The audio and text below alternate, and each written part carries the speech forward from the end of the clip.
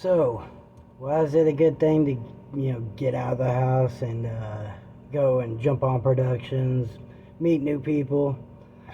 Well, this is the reason why.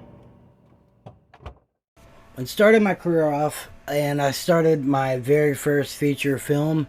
It was Rocksaw.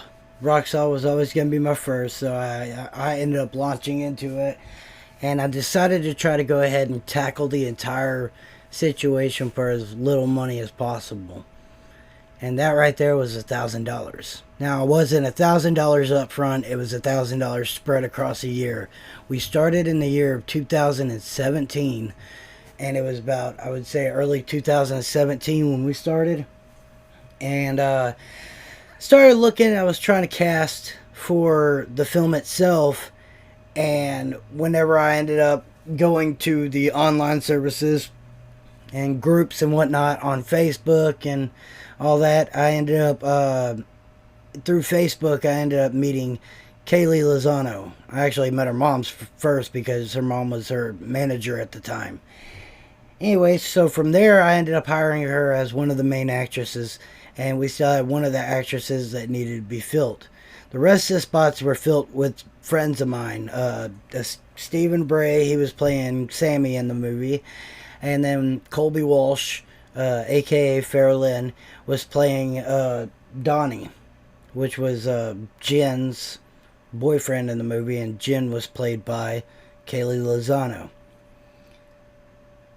Then that ended up leading to me basically finding another actress later on down the road, which was Lorio. Now, because I had her on my set, this connection ended up leading to me finding out and learning about Lorio, and I brought her on set. Found out later that she had been in some pretty good productions such as One Piece and whatnot. She was on the set of Alita Battle Angel. She's got quite a bit of like actual notable roles that she had played, including multiple episodes in animes such as Overlord. Then, because of that, I ended up meeting Kailee Lozano, and she was on set. Said that after we ended up shooting, they were heading straight from there to Louisiana, and they were going to be on a set for a zombie deal or whatever in Louisiana. And I've always been a zombie person, so I was like, hey, if you got that info or whatever and stuff, is there any way that you could ask if we could be a part of it? So me and Steven ended up finishing out the shoot, and then we went to sleep shortly after the shoot had ended, which was like 8 o'clock. Now, Shreveport, Louisiana is about an hour and like 20 minutes from where we live. So we ended up basically going to sleep, and 4 hours later waking up and then driving an hour and 20 minutes to Shreveport, Louisiana from Tyler, Texas. And then we ended up getting on the set, and I ended up meeting Caitlin Gunter. Anyways, she was the director of the film that was being shot called Separated. And from this, I ended up meeting her, and she ended up playing Lizzie in Rocksaw. She was supposed to be my fiance or whatever. But first, I just hired one actress, managed to like ask a couple of questions, got onto another set, and because of that, it led to another individual being booked in my movie. That's 3 people is off of one contact. That right there is called networking. Then, from that, we started pushing the movie out and stuff. As soon as it released, we got 2,800 views as soon as it dropped on YouTube. Now, that's pretty good. And from that, it ended up basically getting somebody's attention that was in film, and they started following me on Facebook. Well, they had posted something about a movie being filmed in Kilgore. See, that's another deal. I've just managed to get the word out there, met a contact, And then through that contact, I found out that there was a movie shooting near me. And that right there was The Runners. Now, The Runners, actually, no, The Runners came first. Uh, so from something that I posted and stuff before Rocksaw led me to The Runners. And that right there is where I ended up getting on The Runners set. Because The Runners was shot in 2016, late 2016. Anyway, so that ended up launching me into my first actual onset of a professional, an actual professional environment inside film and whatnot. Got to see how the big people did it. It was a pretty big production and stuff. I think the budget was like over $100,000 and whatnot. Anyways, so from that, it ended up launching me to some more notable jobs. People started being like, "Oh, that's cool. You were on top. You're on a big set," because I ended up not only getting that, but I got IMDb credits.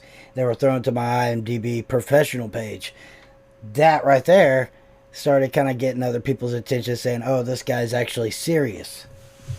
While I was on the set of The Runners, I ended up meeting Danny Martinez. He was one of the cartel members. Anyways, he reached out to me and asked me if I wanted to act in his movie that he was filming called El Rescate. And so I was like, yeah, sure, why not?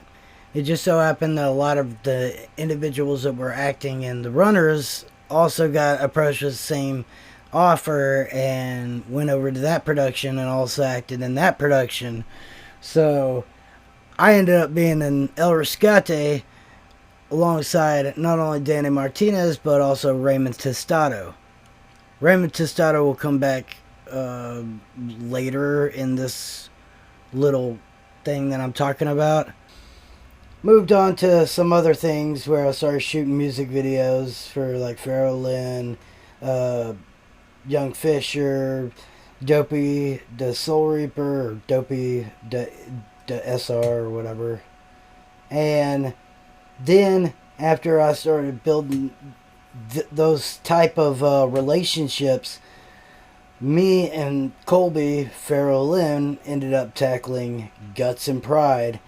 And Guts and Pride was basically our next kind of like biggest filmish thing that we ended up tackling and really putting our hearts and soul into.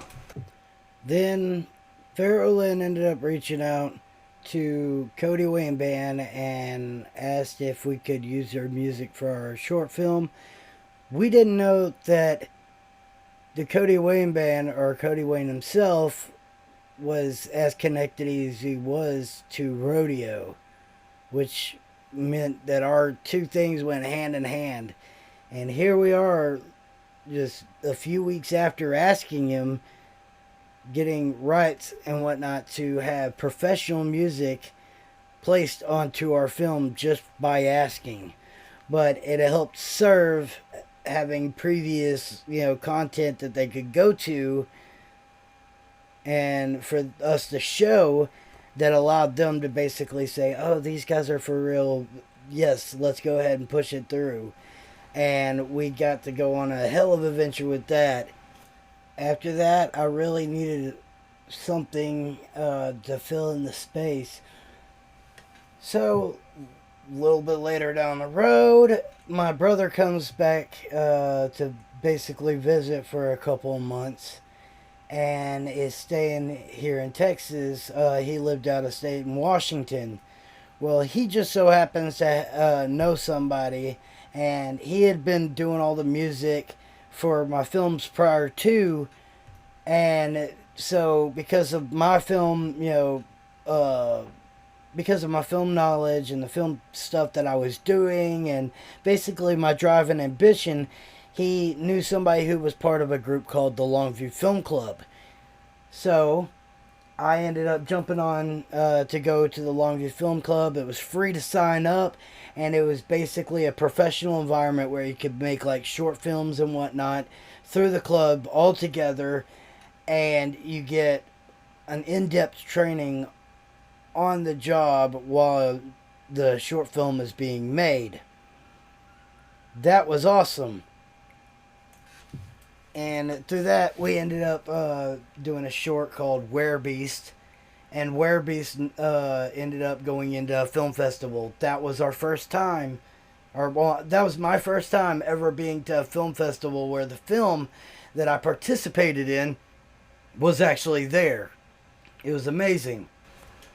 And from there, basically, Nick, which was one of the guys that worked on set with the whole short for Beast and through the Longview Film Club, heard me talking about the days that I was a prison guard, which led him to ask me if I wanted to act in his short film. Anyway, so I said yes. It was an action short film. I really wanted to do an action type deal. He said he was going to be borrowing the equipment and basically going out and we were going to shoot. And we did a month and a half of like this training choreography for a fight scene. And that leads to the next big film accomplishment that I ended up doing, which was Point. And Point, I was like, Point basically speaks for itself. Point goes beyond as far as like what I was expecting. Everything just turned out freaking perfect on that short film. It was top notch.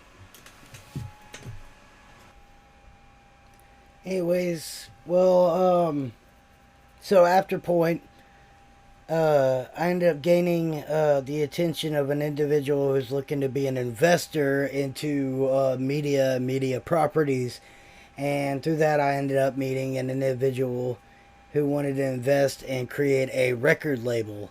So me, a buddy of mine named Hussamo, that I met through Colby, and the guy who invested, which I'm not going to speak his name, basically we created a record label from the ground up.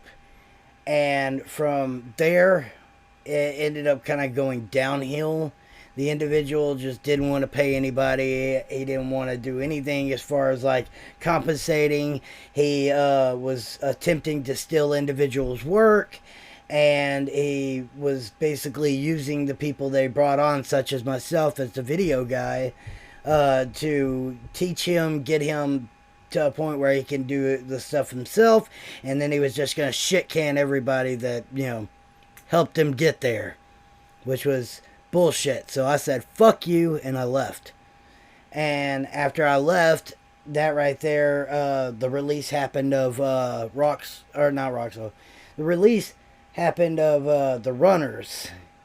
And after that, I was really excited. I liked that. And I loved the way it turned out. So I wanted to go ahead and start entering some of my films into film festivals and see if maybe, just maybe, it might be able to get through. And Guts and Pride made it in 2020, this year, into the first time filmmaker session film festival that is held online. And then if you're pushed through it, it screens at Pi One Theater in the UK. And then it is tossed from the UK, goes over to the US division in Hollywood. And it films at Raleigh Studios in Hollywood, which is freaking dope. And so all these connections, everything that I've been talking about, all came from one person and meeting that one person. So if you're complaining, you're saying that you're not able to do anything, or you're not able to get out there and like get into the industry and stuff, it's gonna be a battle. It's gonna be a battle, and sometimes it feels like it's an uphill battle. But in the end, it pays out. You just gotta be able to, scrape yourself through these situations and get to a point where you're able to land those opportunities for yourself. But you're not going to be able to do it sitting on your ass on your couch. You're actually going to have to get out there and take hold of these situations. If you're just staying at home doing nothing, then nothing is going to happen. You gotta get out there. You gotta go and meet people. You gotta connect. And you gotta network. Thank you for listening. This was my first somewhat podcast. I'm definitely going to be working on the delivery and whatnot, so I don't have as many but this wasn't exactly planned. And so please, if you liked what you heard, drop a like, comment, tell us what you think, tell us maybe a story of yours, and don't forget to subscribe. Every single little bit helps us on this YouTube channel. Thank you, and keep on keeping on.